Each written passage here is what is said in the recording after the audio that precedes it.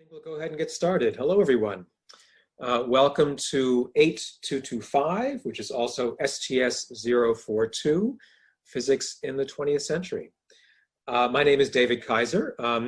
Today's class is going to be a little shorter than average. I just wanted to go over a kind of quick introduction for the course, an overview, some logistics, course structure, and so on. And then we'll jump in with the first sort of full class session next week. So I'm going to go ahead and share my screen. I have some slides just to help kind of orient us for today's session. So let's do that and that. And now hopefully you can see my screen there. Some nods or thumbs up. So far, so good. Thank you. Okay, great. So welcome to the new semester. This is a class I've taught many, many times. I've been teaching at MIT since 2000, which itself is now historical. It feels like a long time. And I've taught this course probably every other year, more or less, over that time period. So I've taught it at least 10 or 11 times or so. And I have to say, if I may say so myself, it's my favorite course that I teach. Hopefully it'll be a positive experience for you as well. I think it's a really fun opportunity to sort of sit with some material that might be familiar to many of you. We have many folks who are physics majors, many of whom are juniors and seniors. It's also hopefully an interesting kind of preview for students who either are not in the physics department or newer to MIT and so on. And I think it's a kind of remarkable set of ideas and institutions and events and people that we get to kind of sit with over the course of the semester. So, you know, it's a new adventure doing this remotely by Zoom, but I hope we get to really enjoy the kind of pretty wacky ideas and some unusual times and places that we get to immerse ourselves in as well. And I try to just gesture toward that with some of these opening images here on the first slide. So today, as I mentioned, it's not going to be I don't expect it to be a full class session, but I do want to give an overview of kind of where we're going and also some of the kind of nuts and bolts and logistics.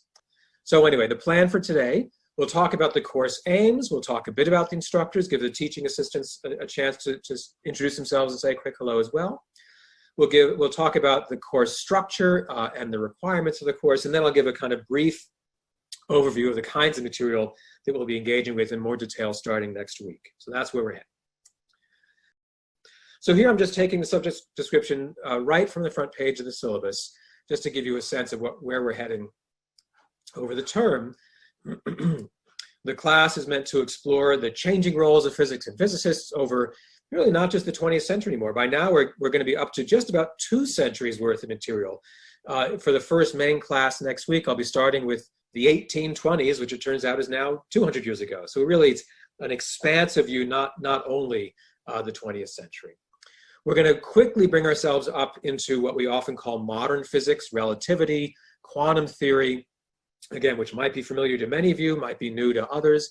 And then we're going to zoom forward even beyond that early ferment in the early 20th century and look at much more recent developments in high energy physics, in cosmology and astrophysics, my own personal favorite topics.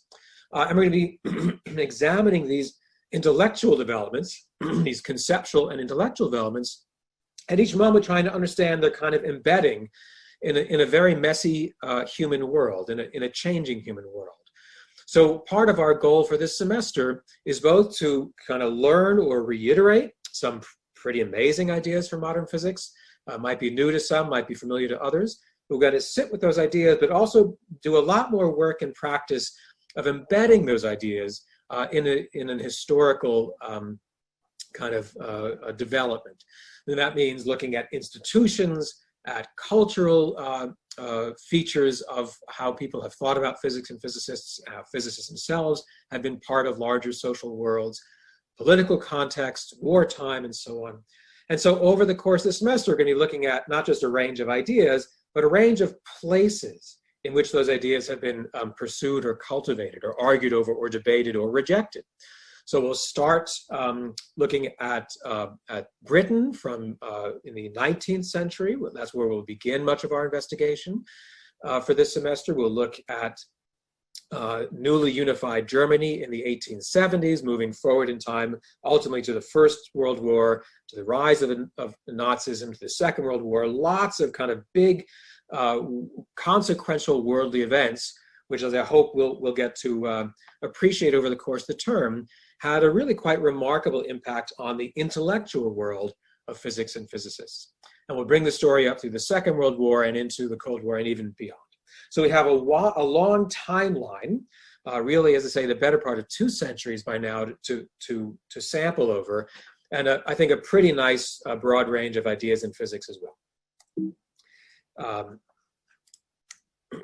And so just sort of pictorially, some of the early moments we'll be kind of thinking about are the turn of the 19th into the 20th century, when a lot of research was still sort of tabletop scale. Here's a photograph of Pierre and Marie Curie in their laboratory in Paris from right around the year 1900, where the scale of apparatus, if not phenomena, still felt kind of human scaled. Also a bit kind of removed from other elements of human experience. This was a laboratory pursuing esoteric questions in a specialized community. Before too long, as I'm sure many of you already know, many of those investigations began having much more dramatic worldly impact. And we'll look quite a bit in this course at the work on nuclear weapons, the use of nuclear weapons in the Second World War, a whole different arrangement between scientists, engineers, nation states, and world affairs. So within not a long stretch of time, we go from photographs like the Curies over here to something like this, where you have Robert Oppenheimer with his famous pork pie hat, working side by side with the Army General Leslie Groves of the US Army, inspecting, in this case, the site of the very first test detonation of a nuclear weapon in July 1945, just 75 years ago. Soon after that, as again many of you probably know, physics and physicists moved into a new kind of vantage culturally and politically. Here's a famous Time magazine cover of Einstein with his most famous equation, E equals mc squared, appearing eerily in the mushroom cloud of a nuclear explosion. So the associations between physics and physicists were changing very quickly, especially after the Second World War. We're going to explore a lot of that over the course of the semester. And then zooming forward, we get to where the scale of apparatus no longer fits on a Parisian tabletop, but in fact, this is a photograph from what would have been the world's largest particle accelerator. Some of you might have heard of it, the Superconducting Super Collider, or SSC. If you haven't heard about it, it's because it was never finished. This would have dwarfed even the Large Hadron Collider that is in operation at CERN in Geneva. This was a machine, the Superconducting Super Collider, that was under construction in Texas, not too far from Dallas. And it was actually halted in 1993 after the engineers had already dug a 54-mile circumference tunnel underground, roughly 3 times longer than the Large Hadron Collider. So the scale of our apparatus is no longer fitting on a tabletop. And also, once you need $8 to $15 billion to do your experiment, now you have a different place in the world of politics and world affairs as well. And likewise, the story didn't end, thankfully, with the cancellation of the Super Collider. We have a shift to other kinds of still large-scale research. For example, the push to billion-dollar satellites like the Planck satellite shown here in its study of the very earliest moments of the universe. So that's in kind of snapshot picture form, the kinds of terrain that we're going to cover over the course of the term. And I'll say more about that soon, but I just want to give you a kind of preview. Okay, let's talk some nuts and bolts for a little bit. This course has no prerequisites. As I'm sure you know, it's a communications intensive subject for physics majors in course 8, but there's no prior coursework required. It's not limited to students in the physics major. It's open to first year undeclared students and so on. There's no prereqs. Our aim in the course is really to improve written communication skills rather than to worry too much about things like problem sets or problem solving, which are dearly important to me, but this course has a different kind of center of gravity, so to speak. I should say I've had, in the years past, I've had high school students take the course and do very, very well. Really, really no prerequisites. I want to emphasize that. I want to emphasize that especially because some of the very first readings for the term that you'll have even in advance of this coming next lecture might look pretty technical or pretty off-putting. Some, not all of them, but some of the readings will have lots of equations that look like, and often be taken from old textbooks, might be on topics you haven't had a chance to have a different formal course in and so on. And I want to emphasize that's okay. If this looks strange, partly it's designed to look strange, actually. So the strangeness is meant to trigger some questions on what did people think they were doing when they read texts like those. So if they look either very hard or unfamiliar or technical, that really is kind of part of the point. And part of the point for this particular class is not to worry about reproducing those calculations or understanding every single step of the mathematics. I like to joke that my very many friends in the physics department, it's their job to help you all learn how to calculate. And many of you, I'm sure, calculate very, very well already. And that's incredibly important. This class has a different set of goals and aims. And so I want to really emphasize not to be kind of, frankly, scared off if some of the readings look at first blush, at least, a little overwhelming. They should look strange. And if every step in the derivation is not so clear, that's okay, in this class especially. So we're going to be focusing on a range of ideas in modern physics, and also their changing context, as I mentioned, of many kinds of contexts. And it's, of course, always okay to ask for clarifications. That formalism is dear to my heart, hopefully dear to many of yours. I'm not saying ignore the equations of mathematics. I'm just trying to emphasize not to worry about getting hung up if at first, especially on a first reading, things look very strange. For a bunch of the lectures, not for everyone, but for a bunch of them, I'm actually writing up separate little short lecture notes in addition to these lecture slides to go through some more intermediate steps of derivations and so on. Those are always going to be optional. It really is just to help as a kind of additional resource. And also we'll have office hours, and you can always make an appointment to meet with me or your teaching assistants directly. So I just want to emphasize the aims of this course. We're going to work on written communication, and we'll get to do it with some, I think, really juicy, amazing, fun material. That's our overarching aim for this semester.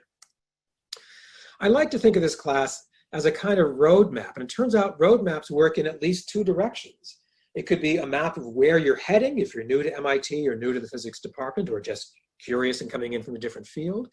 It can be a kind of preview of some pretty awesome, cool stuff that could be ahead of you. It could also be a kind of look in the rearview mirror for juniors or seniors in the physics department. You will have seen some of this material in other courses already, but this is a chance to begin kind of seeing perhaps how different pieces fit together, to kind of synthesize a map of what might have been kind of separated or disparate parts until now. So I like this idea of a roadmap, either whether you're starting a journey or looking back how you got to where you are now. Hopefully this course will help with some of that as well. Okay, so let me pause and ask for any questions. If you do have questions, please try to raise your blue hand. I'm going to ask the teaching assistants who are co-hosts of this Zoom session to kind of recognize you, and then they can ask you to unmute yourself. Any questions so far?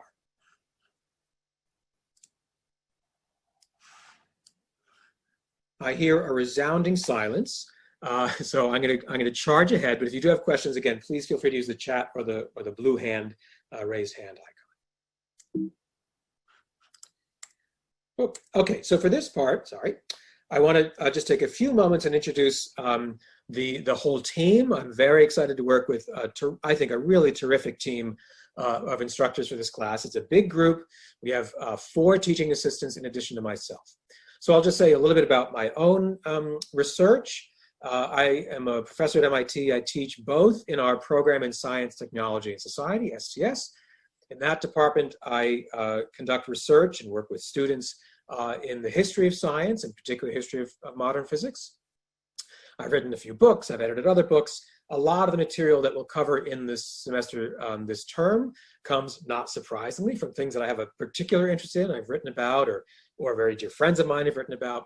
So I'm sort of, I'm very lucky to get to be immersed in the history of modern science when I wear my STS cap. I'm also a member of the physics department, a professor of physics. Up here, I have a picture of my research group. This is actually a somewhat old photo. You probably won't recognize the faces because even the Europe students in this photo have all graduated by now. I work very closely with Alan Guth in our Center for Theoretical Physics within the department. We work on many aspects of early universe cosmology. We'll actually come to some of those topics near the end of this semester because I couldn't resist. I love it so much. I've also been working for a number of years on foundations of quantum theory, including new experimental tests of topics like quantum entanglement. We'll talk about some of that this semester as well. So on the physics side, I am especially interested in theoretical early universe cosmology and astrophysics, and also various aspects of quantum theory and even some interesting new recent work on quantum information science. So that's where I'm coming from. Now let's get to what are you going to do in this class? The one things you're going to do is read. Not a ton. We've worked very carefully to make the reading list, we think, really kind of curated and not overwhelm students with a large page count. And so the best thing you can do is read the generally rather brief reading assignments in advance of the class with which they're associated. It'll help if you've been able to do the readings ahead of the class session. What are the actual subject requirements in addition to keeping up the reading? As I mentioned, this is a CI course for physics majors. So our main emphasis is on written communication. It will not be on oral communication, partly because there's 100 of us by Zoom. So it really will be on written communication, which had always been the overwhelming majority of the course structure, even in previous years. So like nearly all CI courses, we have a number of pages of writing over the course of the semester. The way we do it in this term is to break it up into a number of assignments that kind of build up. They build both in length, but also in the nature of the assignment, in the type of writing that we'll be working on, and the nature of, say, the kinds of sources we'll be working with, or the nature of the argument we want to be able to articulate. And these really quite amazing teaching assistants are here to work very closely with you on each of these papers. So we're not going to expect you to do it every step on your own. So you can see now the due dates, the structure. The first bit, of course, we'll hand out the assignments well in advance of each of these due dates, the actual kind of prompt. So pretty soon we'll finalize the prompt for paper one. We'll make sure it's easy for you to find on the Canvas site. That one will be 4 or 5 double-spaced pages, really a handful of paragraphs, not a very long essay. That'll be due electronically near the end of September. The second paper we do a couple weeks after that, a little bit longer, 6 or 7 double-spaced pages, and a little more complicated, a range of types of sources to make use of as you build your argument. Because it's a CI course, like usual, we'll have a mandatory rewrite of that paper 2 assignment. That'll be handed in separately several weeks after the first iteration. And then finally, the final paper is due on the last day of classes, December 9th. So please note there is no midterm, there are no problem sets, there's no final exam. The student work you'll be handed in will be exclusively these essays, the series of essays, and again, we'll be working with you along the way. You can see the kind of distribution here about how the different papers contribute to your overall final course grade. Obviously, if any questions come up along the way, of course, please don't hesitate to ask me about it or your teaching assistant. That's the sort of stuff you'll be working on concretely over the course of the term.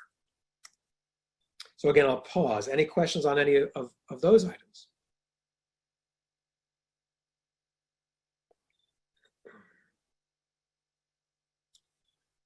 So far, so good. And so good. So Sava asked a question. There's zero difference for the mechanics of the course between grading or homework or content, between SGS and the Course A version. It is literally one class. It's just jointly listed. And in fact, I don't even know. I mean, it would take work for me to figure out which version a given student's actually registered in. We treat it as one class, as one set of materials, one set of course aims. So as far as we're concerned, sort of on this shared screen, it's one class. We're going to work on this cool stuff together. The tricky part gets, how do the different requirements get counted for different kinds of students. But it's one class, one set of aims, one set of materials. Any other questions on this? These are all excellent questions. Yes, definitely flood Sean's inbox. I see Sean. Someone helpfully put Sean's email address in there. Okay, I'm gonna move on. If you have more questions, again, please keep chiming in. But I think I'll go back to screen sharing. Those are excellent, good questions to get us going. Okay, so hopefully you can see my screen again. So last part, again, I won't take too long. We'll finish up early today. I just want to say a little bit more about the kinds of material that we'll get to really kind of chew on, get to really explore over the coming weeks. So we'll be starting with a 19th century legacy. In fact, starting fairly early in the 19th century, going back to the 1820s and 30s. Not for too long. We'll kind of gallop forward in time pretty quickly. But the main question we'll be asking in that unit is, what did people think the world was made of? What did they think it was their job to study? And what counted as a compelling explanation? And equally interesting, I think, or equally important, who were the kinds of people who did that, and where did they do it? And what kinds of settings or institutions? How do they work together? What do they think their job was? So of all the many topics we could focus on within the study of the natural sciences or the physical sciences in the 19th century, we're going to look fairly narrowly at examples from electricity and magnetism and optics, partly because that becomes super important for things like relativity, where we do want to get to fairly quickly, and also because I think they're just fascinating in their own right. So we'll be talking about some names and some ideas that, again, are likely familiar to many of you. We'll start with some discussions of Michael Faraday and his ideas about lines of force and the luminiferous ether. We'll spend a long time talking about the ether. We'll talk about James Clerk Maxwell. We'll even read a short excerpt from his famous treatise on electricity and magnetism. Talk about William Thomson, later known as Lord Kelvin, and others. We'll also talk about how did those folks get into their line of work, especially the generation of Maxwell, Thomson, and some of their own colleagues. So what was it like to become a young, say, mathematical physicist or eventually theoretical physicist during the second half of the 19th century? How they do that, where, why, according to whose criteria. Another thing I want to really emphasize at this point I find incredibly fun is that many of you probably own Maxwell's equations on a t-shirt, always in fashion. We still use Maxwell's equations. They're so-called his equations. But what I want to sit with for the first few classes is how remarkably different Maxwell and his contemporaries interpreted those very same mathematical symbols. So we still put his equations on our t-shirts, so to speak, yet what we think they mean, or what we think they're good for, what we think they're talking about, what they tell us about the world, is almost exactly opposite to how Maxwell himself imagined them, or how generations of Maxwellians treated them. So we have this kind of continuity in some instances in the equations we use, sometimes even the t-shirts we wear. And yet what we think those equations or those ideas tell us about the world, those actually have been anything but static or constant over time. I find that just mind-boggling, to be honest. I love that. We're going to have a bunch of examples of that throughout this whole semester. And one of the first kind of juicy ones we get is with Maxwell's equations. So we'll sit with Maxwell and electromagnetism for the first couple of lectures, the first few sessions. Okay. Before too long, we'll get into what is often called modern physics, the quite dramatic intellectual changes taking place, roughly speaking, in the first 25 years of the 20th century, roughly, with some error bars on that estimate. So we'll talk quickly about work by Albert Einstein and indeed a circle of colleagues, what became known as the special theory of relativity, and even some general relativity, very near to my heart, to Tiffany's heart, maybe to many of your hearts. Well, how did Einstein come to these ideas? With whom? To what end? What was he doing? Literally, what path was he walking each day as he began contemplating space, time, and matter?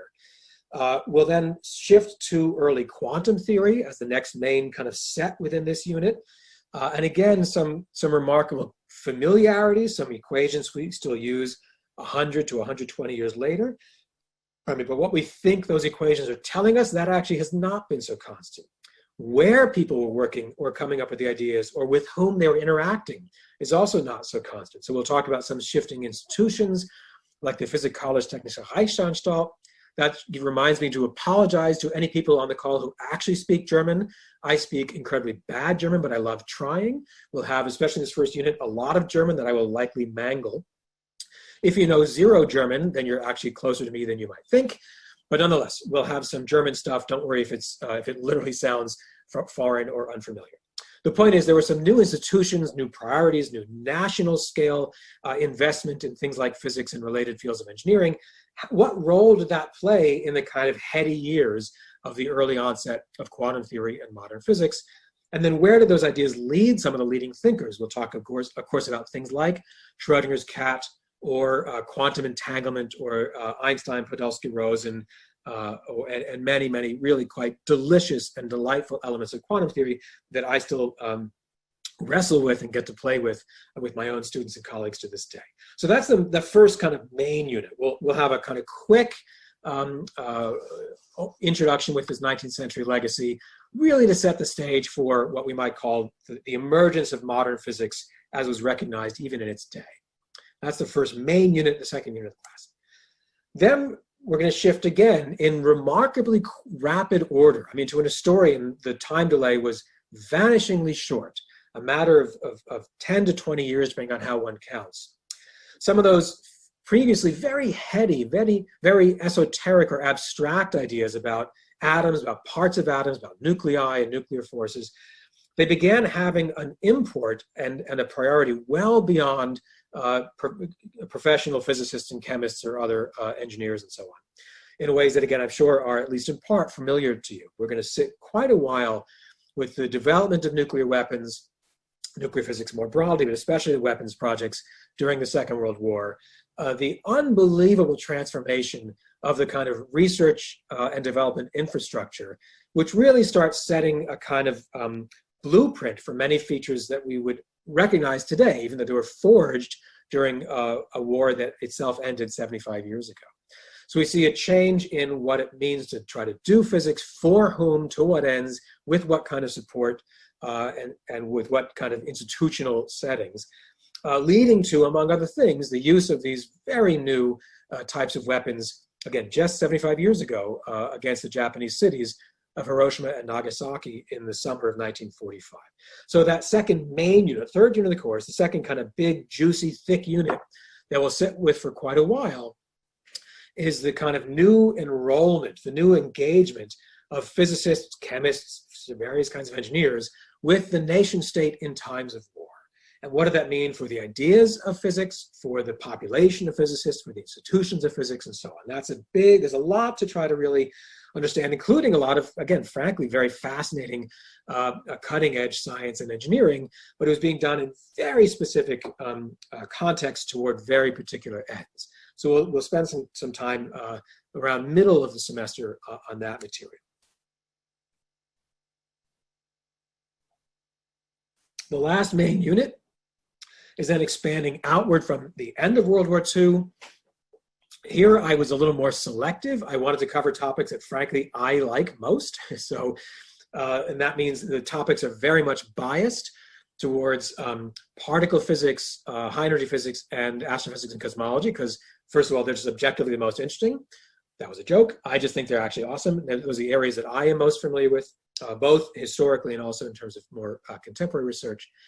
And so again, it's an opportunity to kind of take a sample, to explore some material that might be quite new to many of you. You might not have had a chance to have a full semester course on quantum field theory or particle theory or contemporary cosmology. Some of you might have, but there's, again, no need to have already seen this material.